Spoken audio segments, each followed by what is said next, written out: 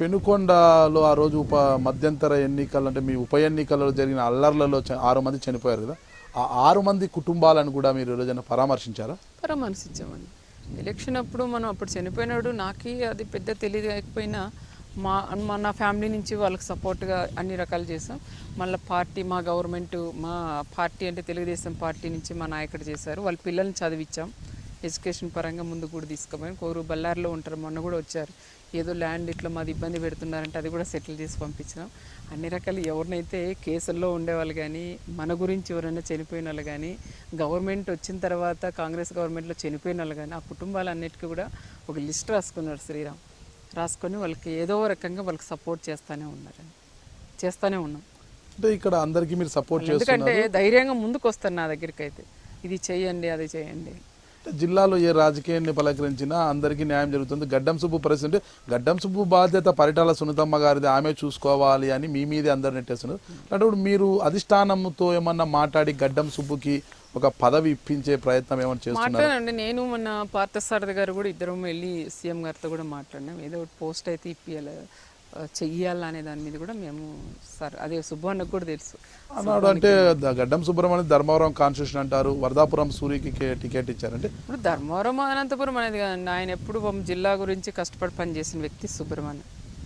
నేను ధర్మవరం దానికి ఇమ్మనలేదు కదా, ధర్మవరం ఎమ్మెల్యే టికెట్ అడగట్లేదు కదా. ఓ పోస్ట్ ఇచ్చినప్పుడు జిల్లాకు సంబంధించింది ఆయనకి ఇవ్వాలి, జిల్లా రాష్ట్రం. అంటే ఆనాడు పరిటాల రవీంద్ర గారు వెన్నంటే ఉండి ఆయన పేరుతో డబ్బు సంపాదించిన చాలామంది కూడా ఆయన మరణానంతరం ఆయన ప్రత్యర్థి అయిన మద్దల చెరువు సూర్యనారాయణతో జైలుకి వెళ్ళి కలిశారు, ఆయనకు ఆర్థిక సాయం కూడా చేశారు అనేది ఒక పెద్ద అపవాదు. అలాంటి వ్యక్తులు మరి సూరి మరణానంతరం తిరిగి మీ చెంతకు చేరారు కేవలం డబ్బు సంపాదన కోసమే అని ఎవరున్నారు అలాంటి వాళ్ళు? నాకైతే తెలియదండి. అలాంటి వాళ్ళు ఎవరన్నా ఉంటే కూడా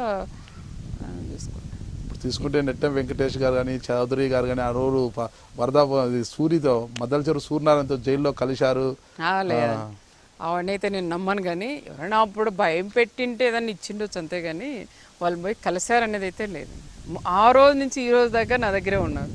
పరిటాల రవి గారు చనిపోయినప్పటి నుంచి కూడా నా దగ్గరే ఉన్నారు. ఊరికే అనవసరంగా మా ఒక్కరిని మనం వాళ్ళని దూషించకూడదు. కానీ నెట్టి వెంకటేష్ కానీ వీళ్ళందరూ కూడా భయంతో కొద్ది రోజులు రాకపోయిండొచ్చేమో కానీ మళ్ళీ కంటిన్యూ ఉన్నారు వాళ్ళు. బయట ఉన్న ప్రచారం ఏమంటే ప్రజల్లో ఆనాటి నుంచి ఈనాడు నాకైతే తెలియదు, నాకు తెలిసినంత వరకు అయితే లేదనే చెప్పారు. పరిటాల రవీంద్ర గారు కుటుంబంతో వెన్నంటి నడిచిన వారంతా ఈ రోజు దూరమయ్యారు. ఎవరైతే డబ్బు సంపాదన కోసం ఉన్నారు వారు మాత్రమే దగ్గరయ్యారు. ఏం సంపాదిస్తారండి? ఏముంది మన ప్రభుత్వంలో గవర్నమెంట్ వచ్చిన తర్వాత 13 జిల్లాలు కొత్త రాష్ట్రం, డబ్బు లేక ఇబ్బంది పడుతున్నాం. ఈ రాష్ట్రానికి వచ్చి ఏం సంపాదించాలని నా దగ్గరికి వస్తారు? అది కరెక్ట్ కాదు. సంపాదన కోసం వచ్చినారనేది అది రాంగ్ అండి. ఎవరైనా చేయొచ్చు. ఎవరు సంపాదించుకుంటున్నారు అది చెప్పండి. ఏం పనులు ఉన్నాయి నువ్వు చేసుకోవడానికి? ఇది చిన్న వాళ్ళు నెట్టి వెంకటేష్ అనే వ్యక్తి ఆ రోజుల్లోనే మేముగా రాజకీయాలకు రాకనే టౌన్లో చేరుకొని వాళ్ళ ఆస్తులు సంపాదించుకొని బాగున్నారు. వాళ్ళకేం సంపాదన? అంటే ఇక్కడ తీసుకుంటే కనీసం పార్టీ నా దగ్గర దూరమైన వాళ్ళు లేదు, దగ్గరైన వాళ్ళు లేరండి. పాతోళ్ళు ముందు నుంచి ఉన్న వాళ్ళు అట్లా కంటిన్యూ అవుతుంది.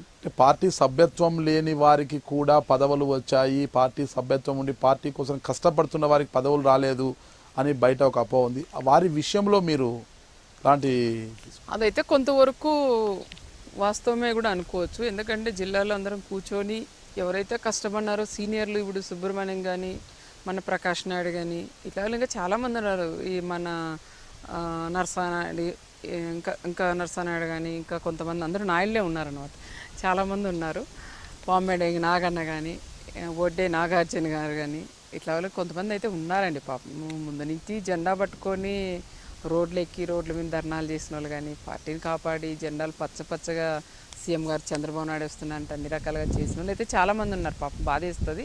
వాళ్ళకు కూడా మనం ఏదో రకంగా న్యాయం చేయలేదు. సార్ కూడా ఒక్కొక్క 2 సంవత్సరాలు పెట్టాం కాబట్టి అందరికీ మనం కవర్ చేద్దామని సీఎం గారు కూడా చెప్తున్నారు. ఇక్కడ ప్రతి ఒక్కరికి పరిటాల రవి అభిమానులను కానీ ఇతరులు కానీ ఒకటే వేధిస్తున్న ప్రశ్న ఒక్కటే. ఇక్కడ పరిటాల రవీంద్రను చంపబోతారు, తనను చంపుతారు అని తేదీతో సహా తన అనుచరులకు కానీ కూడా చెప్పిన పరిటాల రవీంద్ర ఆ కొద్ది కాలం పాటు ఎందుకు అజ్ఞాతంలోకి వెళ్ళిపోయారు? ఎందుకు తల దాచుకోలేకపోయారు? తల దాచుకుంటే అది పిరకతనం అవుతుందండి ఎవరికైనా. ఇప్పుడు నేను కూడా మా ఆయన్ని నా దగ్గర లేరు అయినా మా ఆయన చేసిందే కరెక్ట్ అనుకుంటాను నేను.